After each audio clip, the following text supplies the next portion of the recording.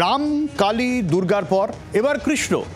২৬-এর আগে ঘর গুছাচ্ছে বঙ্গ বিজেপি, আর পিছিয়ে নেই বিজেপির ঘনিষ্ঠ একাধিক হিন্দুত্ববাদী সংগঠন। রাজ্যে বড় আকারে এবার জন্মাষ্টমী পালন করতে চলেছে বিশ্ব হিন্দু পরিষদ। রামনবমীর থেকেও বড় আকারে জন্মাষ্টমী পালন হবে এমনটাই খবর পাওয়া যাচ্ছে। অর্থাৎ এর আগে আমরা দেখেছি রামনবমী পালন, এরপর কালী শরণ, জগন্নাথ, এরপর কৃষ্ণ। একাধিক হিন্দুত্ববাদী সংগঠন পুরো দমে জন্মাষ্টমীতে তারা ময়দানে নামছেন এবং রামনবমী তার থেকেও বড় আকারে জন্মাষ্টমী পালনের পরিকল্পনা করেছে বিশ্ব হিন্দু পরিষদ। এবং ঠিক এই জায়গায় রাম কালী দুর্গার পর কৃষ্ণ নাম যখন ২৬-এ ভোটের আগে তা বিশ্ব হিন্দু পরিষদ এবং গেরুয়ার সংগঠনগুলিতে, তখন কোথাও গিয়ে একটা রাজনৈতিক হাওয়াও টের পাচ্ছে বিভিন্ন বিশেষজ্ঞ মহল। আর এই নিয়ে বিশ্ব হিন্দু পরিষদের তরফ থেকে ঠিক কি বলা হচ্ছে শোনাই শুরুতে। এবছরও সারা ভারতবর্ষ এবং ভারতে প্রায় 50টা দেশে এই স্থাপনা দিবস কার্যক্রম অনুষ্ঠিত হবে। ভারতবর্ষের প্রায় 5 লক্ষ গ্রামে এই কার্যক্রম হবে। এছাড়া শহরের বিভিন্ন বস্তি, বিভিন্ন অ্যাপার্টমেন্টে এই কার্যক্রম হবে। মূলত এই কার্যক্রমে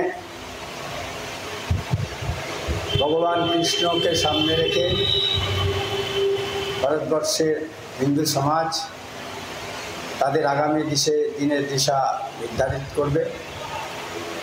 চক্রধারী কৃষ্ণ এবং কুরুক্ষেত্রের যুদ্ধে অর্জুনকে যে বাণী, যে উপদেশ দিচ্ছিলেন, সেই ছবি সামনে রেখে ভারতবর্ষের মানুষ তার আরাধনা করবে। অর্থাৎ গোটা দেশব্যাপী এই ধরনের কৃষ্ণনাম, কৃষ্ণ আরাধনা চলবে, এমনটাই বিশ্ব হিন্দু পরিষদের তরফ থেকে জানানো হলো। এই জায়গায় একটু মৌমিতা আমাদের প্রতিনিধি রয়েছেন আমাদের সঙ্গে, মৌমিতার কাছ থেকে গোটা বিষয়টা একটু বুঝে নেওয়ার চেষ্টা করবো। মৌমিতা, এটা কি তারা প্রত্যেক বছরই করে থাকেন নাকি এবছর একটু আলাদা? এক আর দুই, ঠিক কোন কর্মসূচিতে এগোতে চাইছে বিশ্ব হিন্দু পরিষদ এবং বাংলার ক্ষেত্রে আলাদা কোনখানে?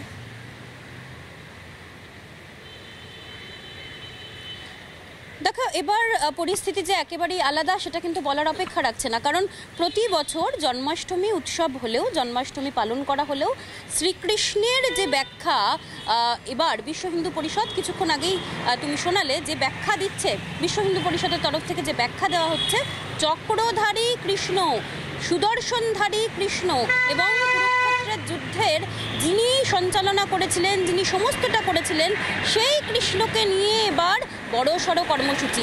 কিন্তু বাংলার ক্ষেত্রে পরিস্থিতি তো অন্যরকম। বাংলায় শ্রীকৃষ্ণকে আমরা বংশীধারী হিসেবেই চিনি, তিনি অনেক বেশি ঘরের মানুষ। কিন্তু এবার বিশ্ব হিন্দু পরিষদ যে পরিকল্পনা নিয়েছে সেটা অত্যন্ত তাৎপর্যপূর্ণ। কারণ ২৬-এর নির্বাচনের আগে যে টার্গেট বেঁধে দেওয়া হয়েছিল বিভিন্ন কর্মসূচিকে কেন্দ্র করে, এর আগে আমরা গেরুয়া শিবিরের তরফ থেকে এবং স্পেসিফিক্যালি বিজেপির তরফ থেকে বারবার করে জয় মা কালী, জয় মা দুর্গা, জগন্নাথ মন্দির নিয়ে একটা দড়ি টানাটানি, সমস্তটারই সাক্ষী থেকেছি। এবার জন্মাষ্টমী উপলক্ষে তারা শুধুমাত্র উত্তরবঙ্গ থেকেই ১৩০০রও বেশি কর্মসূচির পরিকল্পনা করেছেন, সিদ্ধান্ত নিয়েছেন। অন্যদিকে মধ্যবঙ্গ, কারণ বিশ্ব হিন্দু পরিষদের যে লেয়ার, সেখানে তারা 3টে প্রান্তে গোটা বাংলাকে ভাগ করেন। মধ্যবঙ্গে ১৭০০রও বেশি তারা কর্মসূচি নিয়েছেন, আর অন্যদিকে দক্ষিণবঙ্গে ১৬০০রও বেশি জায়গা থেকে কর্মসূচি হবে। খুব স্বাভাবিকভাবেই বুঝতে পারছো, জন্মাষ্টমীকে কেন্দ্র করে এত বড় আকারের কর্মসূচি তা তারা নিজেরাই স্বীকার করে নিচ্ছেন যে অতীতে হয়নি। আর খুব স্বাভাবিকভাবেই সেই পরিস্থিতি যে অবশ্যই 2026-এর আগে ময়দানে শ্রীকৃষ্ণকে এবং স্পেসিফিক্যালি চক্রধারী শ্রীকৃষ্ণকে নামানো হচ্ছে, তা কিন্তু নিঃসন্দেহে অত্যন্ত তাৎপর্যপূর্ণ।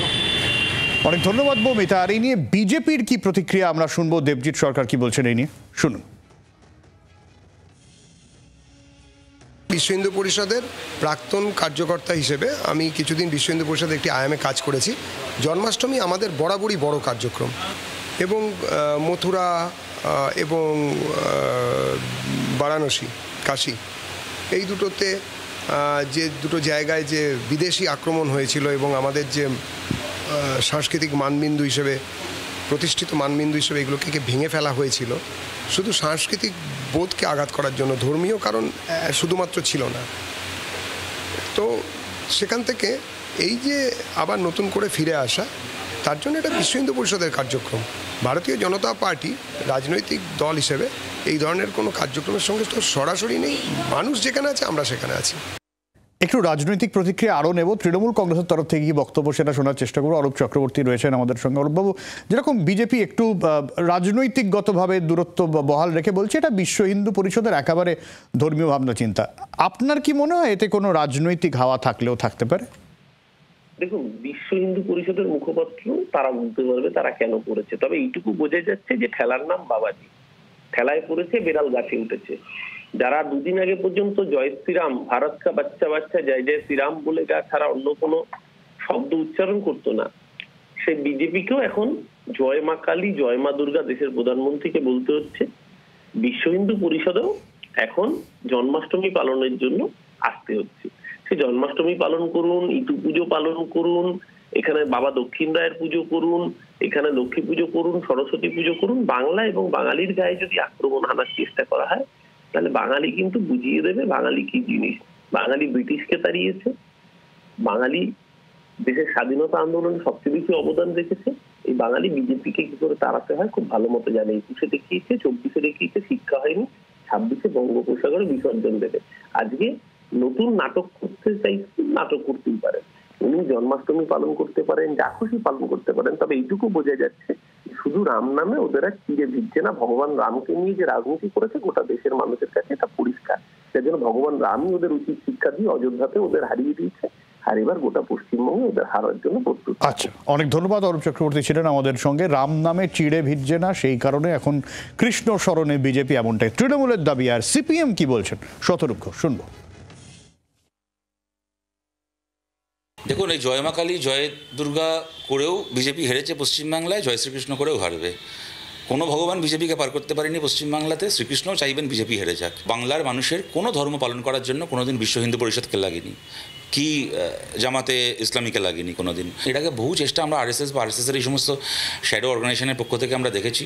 তখনও বললো মানে ব্রিগেডে নাকি 1 লক্ষ মানুষ একসঙ্গে গীতা পড়বে, 3000 লোক হলো না। পশ্চিমবাংলায় জন্মাষ্টমী হবে, ছোটোবেলা থেকে আমরা জন্মাষ্টমী দেখে এসেছি। তালের বড়া হয় বাড়িতে, মানুষ তালের ক্ষীর করে, তালের পায়েস করে। ভারতের অন্যান্য রাজ্যের সঙ্গে বাংলাকে এখানেই বারবার গুলিয়ে ফেলে। আপনি দেখবেন শ্রীকৃষ্ণের পুজো হয় উত্তর ভারতে, আপনি যদি দেখেন চক্রধারী কৃষ্ণ, হাতে সুদর্শন চক্র থাকে। বাংলায় কৃষ্ণ হচ্ছে বংশীধারী কৃষ্ণ, হাতে মাসি থাকে।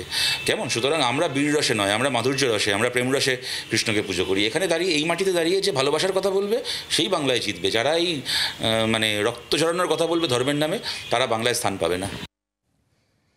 অর্থাৎ কোন একটা জায়গা থেকে এই দিক থেকে তৃণমূল এবং সিপিআইএমের অবস্থান একই জায়গায়, যেখানে তাদের দাবি বাংলায় ধর্ম নিয়ে রাজনীতি নয়, বাংলায় ধর্মকে বীর রসে সামনে রেখে তাই নিয়ে যদি আলাদা করে কোনো ন্যারেটিভ সেট করা সেটা বাঙালি গ্রহণ করবে না। বাংলার ধর্মে মাধুর্য রয়েছে।